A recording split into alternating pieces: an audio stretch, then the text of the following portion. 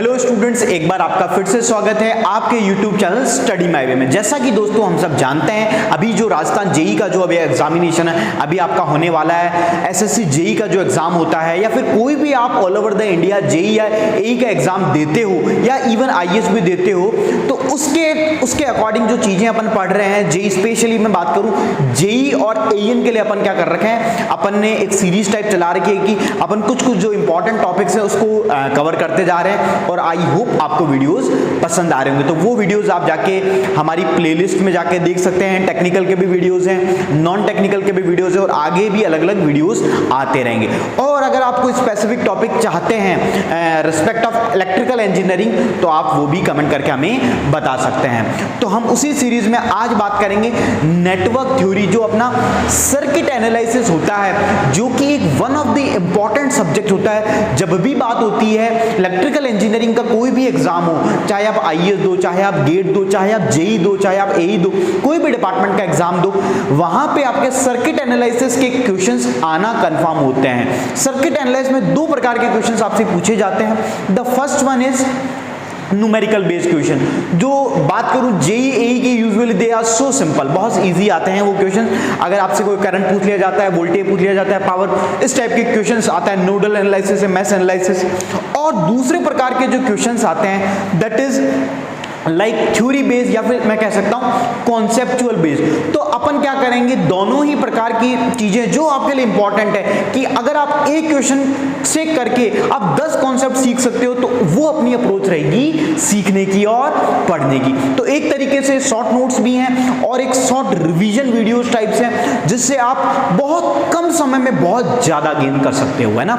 तो आज अपन बात करेंगे नेटवर्क थ्योरी के बारे में। तो चलते हैं अपने सब्जेक्ट के अंदर। तो नेटवर्क थ्योरी के अंदर मैंने आपको बताया, तो अपन पहला पॉइंट डिस्कस करेंगे। आप जानते होंगे जैसे कोई भी सर्किट है, तो सर्किट मान लीजिए, ये मान लीजिए कोई एक सर्किट है मेरा, this is a circuit, 5 volt battery, 2 ohm resistor, 3 ohm register.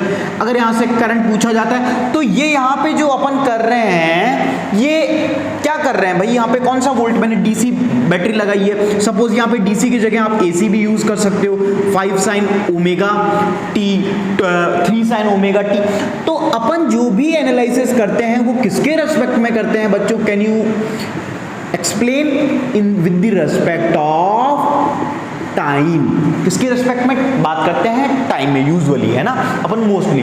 अब एक क्वेश्चन जो पहला जो अपना जो पॉइंट है वो क्या है, advantages of A Laplace domain over the time domain for analysing the circuit. जब भी कोई सर्किट होगा उसको जब हम एनालाइज करेंगे तो हम क्या करते हैं, लाप्लास डोमेन को प्रेफर करते हैं कंपैरेटिवली किसके ऊपर, टाइम डोमेन। तो टाइम डोमेन कौन सा है, जैसे मान लो आई ऑफ टी के फॉर्म में आपको करंट निकालते हैं, है ना। मान लीजिए 3 sine omega T minus 30 degree, इस तरह से करंट आता है। जैसे आप ट्रांजिएंट स्टडी स्टेट एनालिसिस करते हो या फिर ट्रांजिएंट एनालिसिस करते हो, तो इस टाइप के टर्म्स देखते होंगे जब अपन एसी वोल्टेजेस लगाते हैं। तो यहां पे अपन जो टर्म है वो क्या है, टाइम। लेकिन मैं ये कह रहा हूं कि हम किसको प्रेफर करेंगे, लाप्लास डोमेन को। तो लाप्लास डोमेन के अंदर क्या होता है, जैसे कॉन्सेप्ट आ जाता है एस, तो इस टाइप से टर्म्स आ जाती है 1s+1, इस टाइप की जो भी चीजें होती है वो आ जाती है लाप्लास डोमेन। तो अब मैं कह रहा हूं कि लाप्लास डोमेन को प्रेफर किया जाता है टाइम डोमेन में। अब ऐसा क्यों है, तो इसका आंसर है the first one is any differential or integral equation is transformed into a linear equation and hence the calculation becomes simple। अब जब भी आप इस प्रकार की इक्वेशन को सॉल्व करेंगे, सपोज आपको करंट निकालना है, आपको वोल्टेज निकालना है, तो अपन हम क्या करते हैं, वहां पे आपने भी पढ़ा होगा कि भाई कभी डिफरेंशिएशन कर रहे हैं, कभी इंटीग्रेशन कर रहे हैं, तो वहां पे जो ओवरऑल जो अपनी इक्वेशन बन के आती है, इट इज सो कॉम्प्लिकेटेड, उसको एक बार में इजीली सॉल्व करना पॉसिबल नहीं होता, लिटिल बिट कॉम्प्लेक्स। तो क्या हम चाहेंगे कि हम कोई भी इक्वेशन को कॉम्प्लेक्स पढ़े, नहीं, हम चाहेंगे कि हम किसी भी कॉम्प्लेक्स से कॉम्प्लेक्स चीज को क्या करें, इजी वे में जाने, और ताकि हम इजीली उसको समझ पाएं। तो हम क्या करेंगे, उसको किसमें कन्वर्ट कर देंगे, लाप्लास डोमेन में। तो उससे क्या हो जाएगा, जो आपकी इक्वेशंस हैं वो क्या हो जाएंगी, सिंपल हो जाएंगी। तो पहला चीज आपको ये समझ में आई। फिर दूसरी बात आती है initial condition, if any, are automatically taken into consideration.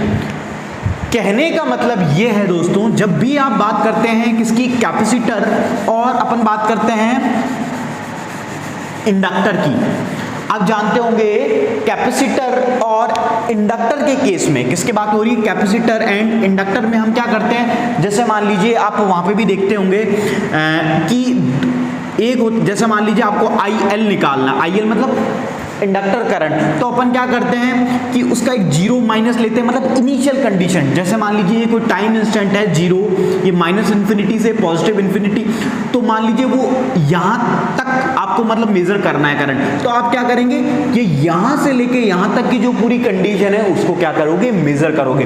तो यहां से यहां तक की जो कंडीशन है उसको अपन क्या बोलते हैं, जीरो माइनस, इसको अपन कहते हैं एग्जैक्ट जीरो, और इसको कह देते हैं या तो जीरो प्लस कह दीजिए, या फिर भाई टाइम टी पे हो रहा है तो टाइम टी तक अपन उसको कह देते हैं कि भाई टाइम टी तक। तो अपना जो करंट है फॉर पीरियड ऑफ, ये मान लीजिए पूरा पीरियड था टी, तो वो IL ऑफ टी निकल के आ जाता है, उसमें क्या हो गया माइनस जीरो और प्लस जीरो प्लस, तो ये तीनों केसेस अपने पास इस तरह से निकालते हैं। तो यहाँ पे अपन को क्या करना पड़ता है कि कोई भी स्विचिंग ऑपरेशन होता है उससे पहले की जो इनिशियल कंडीशन है कैपेसिटर और इंडक्टर की, उसको भी एनालाइज करना पड़ता है।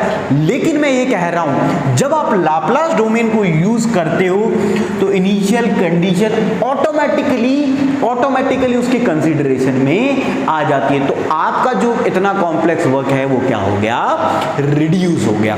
तो ये चीज आपको समझ में आई होगी, ठीक है ना। तो इनको आप एक एक करके एक एक पॉइंट्स को लिख भी सकते हैं। अब देखिए हम आगे चलते हैं। अब देखो मैं बात करता हूं कैपेसिटर, तो पहला पॉइंट आपको शॉर्ट नोट्स का जो था वो टॉपिक समझ में आया, ठीक है। ये क्वेश्चंस हैं जेई के इंजीनियरिंग सर्विस के, ये सब क्वेश्चंस हैं। अब बात करते हैं इन कैपेसिटर के केस के अंदर क्या होता है कि कैपेसिटर के अंदर जो एनर्जी होती है उसको हम क्या बोलते हैं, हाफ CV² या फिर हाफ QV या हाफ Q²V। आप सब जानते होंगे Q दैट इज चार्ज, तो चार्ज किसके इक्विवेलेंट होता है, multiplication of capacitor end voltage, या फिर Q इज इक्वल टू क्या कह सकते हो, C is equal to Q/V। अब यहां पे देखो आपको जब भी एनर्जी का फॉर्मूला, तो आपको एक फॉर्मूला याद रखना है, कौन सा, हाफ CV²। अब इससे चाहे आपको न्यूमेरिकल दिया जाए, आप करने में सक्षम हो, इजीली आप कर सकते हो। अगर आपको कैपेसिटर दिया है, वोल्टेज दिया है, कैपेसिटर दिया है, वोल्टेज इजीली निकाल सकते हो। लेकिन अब ये फॉर्मूला कैसे है, तो अब देखो मैं क्या करता हूं, किसकी फॉर्म में, Q, तो मैं इस C की जगह क्या पुट कर सकता हूं, Q/V यहां से, और हाफ C की जगह क्या पुट करूंगा, Q/V और इंटू V², तो ये कट गया तो बचा क्या, हाफ QV, और दूसरा फॉर्मूला क्या है, हाफ Q²C। तो अब यहां पे क्या कर सकते हो, किसकी फॉर्म में है, Q²C। तो अब यहां पे चाहो तो आप वोल्टेज की फॉर्म में फॉर्मूला रख दीजिए, यहां से वोल्टेज का फॉर्मूला क्या हो जाएगा, Q/C। तो आपका जो फॉर्मूला बन के आएगा वो क्या बन के आएगा, हाफ C, V² की जगह क्या रखोगे, V की जगह Q/C, तो Q²/C², तो क्या फॉर्मूला बन के आ गया, Q²/C। तो आप ये जो फॉर्मूला है इसको आप लिख सकते हो, बस इतना ही लिखे, इसको लिखने की जरूरत नहीं है, मैंने आपको एक्सप्लेनेशन दिया है, ठीक है। अब देखिए आगे बात करते हैं कि अगर आपको किसी सर्किट में एक वोल्टेज सोर्स दिया, अब मैं बात कर रहा हूं सिंप्लीफिकेशन मेथड्स की, ये क्या है, एक तरीके से सिंप्लीफिकेशन मेथड्स हैं, ठीक है ना। अगर आपको कहीं सर्किट में एक वोल्टेज सोर्स दिया हुआ है, एक रेजिस्टेंस दिया हुआ है उसके पैरेलल में, तो आप इस रेजिस्टेंस को एलिमिनेट कर सकते हो। मैं क्या कह रहा हूं कि अगर आपको ये सर्किट दिया हुआ है और आपको कुछ कैलकुलेशन करनी है तो आप इसको एलिमिनेट कर सकते हो। अभी इसकी कुछ कंडीशन है उसकी बात करेंगे, लेकिन मैं ये कह रहा हूं हाँ आप इसको एलिमिनेट कर सकते हो, ठीक है। फिर किसी किसी वोल्टेज सोर्स के साथ कोई पैरेलल में क्या है, करंट सोर्स, तो अगेन आप क्या कर सकते हो, उसको एलिमिनेट कर सकते हो। तो जब बात करूं वोल्टेज के केस में, तो मैंने क्या, उसके जो पैरेलल में चीजें हैं तो हमने उसको क्या कर दिया, एलिमिनेट कर सकते हैं। अब उसी तरह करंट सोर्स में बात करते हैं। तो करंट सोर्स में जब मैं बात करूं तो ये करंट सोर्स के अगर सीरीज में कोई रेजिस्टेंस है तो आप इस सीरीज रेजिस्टेंस को एलिमिनेट कर सकते हो। फिर मैं बात करूं कोई करंट सोर्स के सीरीज में क्या है, आपका वोल्टेज सोर्स है, तो आप इस वोल्टेज सोर्स को एलिमिनेट कर सकते हो। ठीक है ना, मतलब सिंपलीफाई करने के लिए, सर्किट को जल्दी सॉल्व करने के लिए। अब बात आती है, क्या कभी भी जब भी मैं कोई भी क्वेश्चन करूंगा, जब भी मेरे को इस तरह का कोई दिख जाएगा तो मैं इसको एलिमिनेट कर दूंगा? इसका आंसर है नो, नहीं, आप ऐसा नहीं कर सकते। तो फिर कब कर सकते हैं आप इसको? जब कर सकते हो, it is applicable only when calculation is done for load current and load voltage. कहने का मतलब ये है कि अगर मान लीजिए ये यहाँ पे मेरा लोड रेजिस्टेंस RL है, ये करंट हो गया IL और इसके अक्रॉस वोल्टेज हो गया VL, मतलब लोड वोल्टेज। अगर आप कैलकुलेशन कर रहे हो इस लोड करंट को निकालने की, इस लोड वोल्टेज को निकालने की, तो आप इसे क्या कर सकते हो, you can remove it. But लेकिन मैं बात करूं, अगर आपसे पूछ लिया जाए कि यहां पे करंट आपको निकालना है, इसी जैसे मान लीजिए ये तो ऑलरेडी था ही, यहां पे मैं कनेक्ट कर देता हूं एक R1 और कहता हूं कि आपको क्या करना है, ये लोड है और आपको इसके अक्रॉस निकालना है करंट। तो क्या उस वक्त आप रिमूव कर सकते हो? नहीं कर सकते। तो आप रिमूव कब कर सकते हो? When it is applicable only when calculation is done for load current and load voltage. तो ये है इसकी एक कंडीशन। तो आई होप आपको इतना समझ में आएगा। तो आप इन चीजों को लिख सकते हो।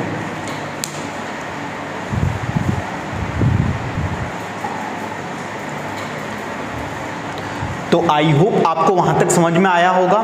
तो अब अपन आगे चलते हैं। अब देखिए नेक्स्ट पॉइंट की हम बात करते हैं। पहला point, when two elements are connected together then common point is known as simple node. कहने का मतलब ये है, सपोज एक एलिमेंट ये है और एक एलिमेंट ये है, ये मेरा क्या है, रजिस्टर R1, ये है R2। ये जब दो, क्या मैंने बोला, when two elements are connected together to form, तो ये जो कॉमन पॉइंट बनता है, ये भी हो सकता है कॉमन पॉइंट, ये भी हो सकता है। तो इस कॉमन पॉइंट को हम क्या बोलते हैं दोस्तों? Simple node. तो दिस इज ये मान लीजिए ये 1 और 2 क्या है आपका? सिंपल नोड्स हैं। ठीक है, चलो अब देखिए नेक्स्ट पॉइंट क्या कहता है, व्हेन मोर देन 2 एलिमेंट्स, ये क्वेश्चन है ना, when more than 2 elements are connected together. मान लीजिए मैंने ये एक एलिमेंट, एक ये element are connected together, then common point is known as principal node. R1 R2, this is R3, this is R4। तो ये जिस कॉमन पॉइंट पे कनेक्ट हुए, किस पे कनेक्ट हुए? जिस भी कॉमन पॉइंट पे ये कनेक्ट हुए, कितने से ज्यादा? 2 या 2 कितने से ज्यादा? व्हेन मोर देन 2 एलिमेंट्स, मतलब 2 से ज्यादा। 2 है तब तो वो क्या कहलाएगा? Simple node. तो जैसे मैं बात करूं, ये भी क्या एक क्या सिंपल नोड ही तो है। लेकिन जब बात हो रही है 1 2 3 4, मतलब 2 से ज्यादा है, तो इस पॉइंट को अब ये क्या सिंपल नोड रहेगा या प्रिंसिपल नोड कहलाएगा? तो दोस्तों अब ये सिंपल नोड नहीं रह पाएगा और इसे हम बोलेंगे प्रिंसिपल नोड। ठीक है ना, ये जब भी अपन नोडल एनालिसिस करते हैं तो उस टॉपिक का ये पॉइंट है जहां से क्वेश्चन आपसे पूछा जाता है। अब बात करते हैं मैश एनालिसिस। ऑल्दो आप सब में भी मैश एनालिसिस आप सब ने पढ़ा होगा कि किसी की सिंपल लूप्स लगाना, मतलब क्या लगाना, केवीएल्स लगाना। मैं बताता हूं आपको, जैसे सपोज ये एक वोल्टेज सोर्स है R1 R2, तो ये एक लूप हो गया, एक ये लूप हो गया, लूप 1 लूप 2। तो यहां पे अपन क्या लगाते हैं? सिंपली क्या लगाएंगे अपन? केवीएल लगाते हैं, यहां भी केवीएल, यहां भी केवीएल। तो इस तरह से अपन मैश एनालिसिस को सॉल्व करते हैं। लाइक अपन करंट निकालना चाहते हैं, वोल्टेज निकालना चाहते हैं, जो भी अपन निकालना चाहते हैं। तो ये तो बात होगी थ्योरी की, वो आप आई होप आप जानते होंगे। अब देखो हम बात करते हैं कि सबसे पहले बात आती है क्वेश्चन जो आपसे पूछा जाता है। आप सर्किट के अंदर करंट वोल्टेज तो आपको जरूरी नहीं है मैश से निकाल लो, नोट से निकालो, वो आपकी मर्जी है, ऐसा नहीं लिखा आएगा। लिखने से भी क्या मतलब है, आपको तो 4 आंसर है कि भाई नोट से निकालो, मैश से निकालो, आपको आंसर निकालने से मतलब है। तो अब बात आती है मैश एनालिसिस। तो सबसे पहले टर्म आता है व्हाट इज मैश। तो देखिए mesh is a loop which does not contain any inner loop। Mesh वो लूप है, जैसे ये एक लूप है, इसके अंदर अगेन कोई लूप नहीं होना चाहिए। तो उस सबसे सिंपलेस्ट लूप को हम क्या बोलेंगे, क्या बोलेंगे, मैश। ठीक है, तो ये बात हुई मैश की। फिर देखते हैं mesh analysis is applicable only to the planar networks. किसके अंदर एप्लीकेबल है, सिर्फ और सिर्फ प्लेनर नेटवर्क्स में। अब बात आती है भैया ये प्लेनर नेटवर्क्स क्या होते हैं। प्लेनर नेटवर्क्स वो नेटवर्क्स होते हैं जिसके अंदर कोई भी क्रॉसओवर प्रेजेंट ना हो। क्रॉसओवर प्रेजेंट होने का मतलब क्या है कि सपोज ये एक वोल्टेज है, मान लीजिए ये यहां पे ये क्रॉसओवर आ गया और ये यहाँ पे इस पॉइंट पे कनेक्टेड है, या फिर ये इस तरह से आके ये फिर एक क्रॉसओवर आ गया तो ये यहाँ पे। तो इस प्रकार के क्रॉसओवर्स नहीं होते, इसको क्या बोलते हैं अपन, crossovers. What we say, these are called as a crossovers. तो ये क्रॉसओवर्स प्रेजेंट नहीं होने चाहिए जब बात होती है मैश एनालिसिस। तो ये सिर्फ और सिर्फ क्या होता है प्लेनर नेटवर्क्स में। तो प्लेनर नेटवर्क्स वो नेटवर्क्स होते हैं when where there is no crossovers are present। तो planar networks is one that can be drawn in a plane with no branches crossing each other। मतलब कोई भी ब्रांच एक दूसरे को क्या नहीं कर रही है, क्रॉस नहीं कर रही है। इतना समझ में आया। चलो अब एक ये क्वेश्चन तो ऐसा है, बहुत बार पूछा गया है, the number of equation required. बहुत बार जेई में, आईएएस में, गेट में ये क्वेश्चंस आपका पूछा हुआ है, चाहे तो आप वेरीफाई भी कर सकते हो। The number of equation required to solve any circuit. कोई भी सर्किट है विद द हेल्प ऑफ क्या, मैश एनालिसिस। तो इसका जो formula is equal to number of equation, या फिर इसको बोल सकते हैं number of mesh equations of form. M का मतलब क्या है, नंबर ऑफ मैश इक्वेशन। तो वो किसके बराबर होगा, is equal to b minus bracket n minus 1, या फिर we can say b minus n plus 1, ये भी लिख सकते हैं। तो इस b क्या है, वेयर b इज क्या होगा, b ब्रांचेज होंगी। क्या है, number of branches, number of branches. और जो n है सॉरी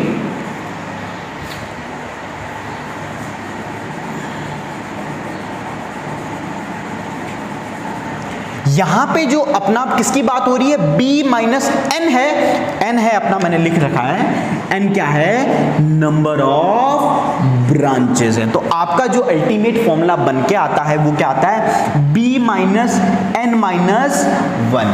तो आपका जो फॉर्मूला है किसके लिए, number of equation required to solve क्या, मैश एनालिसिस। तो ये बात हुई, बहुत बार पूछा हुआ क्वेश्चन। अब देखिए फिर मैं बात करता हूं नोडल एनालिसिस की। तो नोडल एनालिसिस में क्या होगा, नोडल में अपन क्या करते थे, जैसे मान लीजिए सिंपली आप जानते भी होंगे,